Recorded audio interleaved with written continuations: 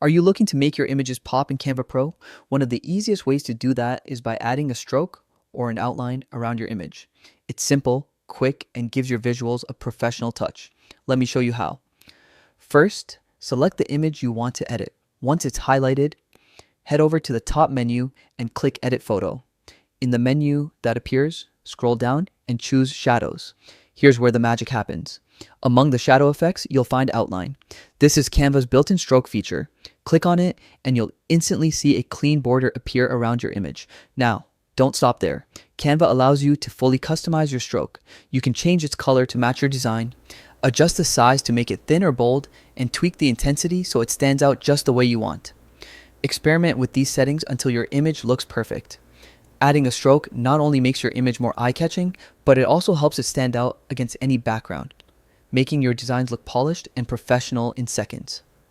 And that's it. In just a few clicks, you've turned a simple image into a visually striking element that draws attention. Give it a try, play around with the settings, and see how a simple stroke can completely transform your designs.